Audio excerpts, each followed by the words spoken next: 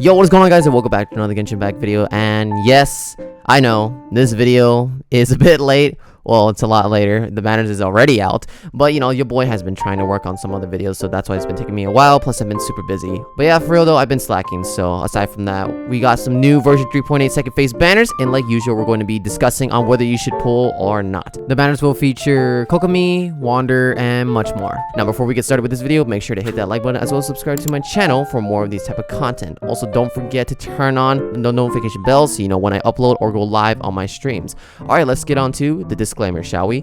Everything I'm about to talk about in this video is all intended for meta purposes or to those who are unsure what to spend their primo gems on. If you like these random characters by design or gameplay, then feel free to disregard everything I say in this video and go for the characters you like. Remember, this is a gacha game, so you should always pull for your favorite characters. And now, let's jump into the video. Alright, so here is the banners by itself. It's looking decent. Nothing too crazy or meh. It's solid. Okay, so starting off from, you know, like the usual, the 4 stars from top to bottom. We have Yanfei, which I've talked about multiple times on the channel, so I'll give a brief description on her. She's a power catalyst with decent DPS, and with certain constellations, she has access to another build. She's great in both builds, and overall a solid unit. I would say she's a great power placeholder until you find the desired power unit you need, but why would you do that when you have Xiangling? Overall, nothing's changed much about her, and can still perform decently well for her roles. Up next, we got Rosaria, which is also another unit I've talked a lot about on the channel. As of currently right now, I would say she's still the best cryo sub DPS just because her cryo hasn't gotten much updated competition for her current role. Okay, well, that's not the only reason. She's still a pretty strong unit to have on your account, and she can apply cryo off field dealing DOT. Pretty great with reaction based teams like reverse melt or freeze or super conduct. She also provides crit rate from her passive, which is always great to have. She can still slot into most teams and do her job well. Yeah, like Yanfei, Rosaria is pretty great and nothing has changed much about her. And lastly, we have Faruzan. This is her first rerun, and some may know about her controversies and some don't. Basically, she buffs animal damage and debuff animal resistance. For most animal DPS mains like Jiao, Wander, and Hazo, Faruzan almost feels like a must-need. However, like most mono elemental supports like Kudrosara, Goro, Shenhe, etc., they're all powerful but niche. Some are even restricted to use due to lacking their impactful constellations. Unfortunately, Faruzan is one of them. In fact, I would say Faruzan is probably one of the worst ones out there, because Faruzan at C0 versus C6 is almost a completely different unit. Most of her constellations fixes her issues and make her even stronger as a buffer. I'm not saying she's bad. She still has tons of value to use even at C0. She just feels clunky to use in combat, and even I used her at C0 before with my Xiao and Wander. Overall, I wouldn't really recommend to build her at pre-C6 unless you like her playstyle or you're urging to see bigger animal numbers. Alright, so those are the 4 stars, and now let's move on to the 5 stars, shall we? Kokomi is a Hydro Catalyst healer and a flexible applicator. She's as straightforward as it is. Her skill heals your teammates and apply Hydro both on and off field. May not sound a lot, but it's very useful due to Kokomi's element being Hydro and a defensive unit. She's pretty flexible and can fit into any team. Overall, she's a high value unit to have, and she's a lot better than most people think. Stay tuned for my upcoming video on her post guide. Up next is Wander. He's an animal catalyst range DPS. He's currently the only character that can fly up in the air and attack from a distant range. Now that's actually pretty sick. Basically, you use a skill, do this in creative mode from Minecraft. Also flies pretty fast too, so obviously pretty helpful for exploration and combat. He is also, which I have mentioned earlier, a range DPS, which for a role is uncommon for this game. He hits decently hard for his personal animal damage and has great synergy with swirling different elements due to his passives. Overall, he's great to have. Although he is just an animal DPS, which is not needed for most people, but hey, if you want to try something different for your account, then he is that guy. And those were the character banners. Now let's move on to the weapon banner. Okay, so we're gonna actually do something a little bit different here. We can actually view like the weapon stats, so I'm just gonna like go over them individually, just like how I normally do on the channel, except you guys get to see the weapon stats. So starting off with the 4 stars from right to left, we have, right, I forgot about this one here. You know what, this may sound cold, but what if Fahrenheit likes his weapon due to his official character art from the drip marketing?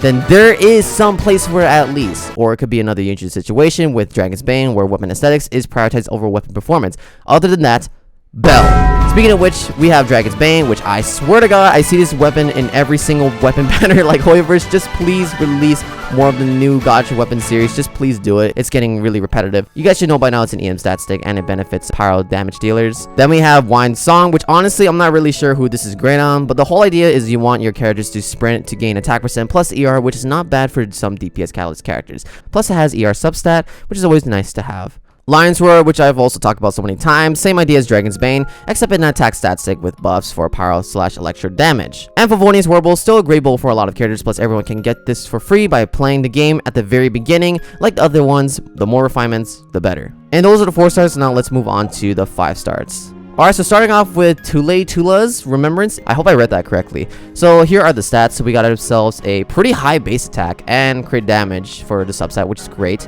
And then for the passive here, Bygone Azure Teardrop, normal attack speed is increased by 10%. After the wielder unleashes an elemental skill, normal attack damage will increase by 4.8% every second for 14 seconds. After hitting an opponent with a normal attack during this normal duration, normal attack damage will be increased by 9.6%. This increase can be triggered once every 0.3 seconds. The maximum normal attack damage increases per single duration of the overall effect is 48%. So that is a lot in terms of the damage bonus. The effect will be removed when the wielder leaves the field, and using an elemental skill again will reset all damage buffs. So basically you get an attack speed and normal attack damage increase, plus great catalyst to use especially on normal attacking DPSs. Obviously this is tailor-made for Wander, so it just worked really well with him. Plus the crit damage substat. Only thing is that currently not a lot of characters can benefit too much from this, but still a great catalyst to have along the way. And lastly, we have the everlasting Moonglow, aka Purple Donut. For the stats here, we have the base attack of 46, which doesn't really matter. The substat here has HP percentage. So for the info, the Byakuya Kogetsu, healing bonus is increased by 10%. Normal attack damage is increased by 1% of the max HP of the character equipping this weapon for 12 seconds after using elemental burst. Normal attacks that hit opponents that will restore 0.6 energy. Energy can be restored this way once every 0.1 seconds.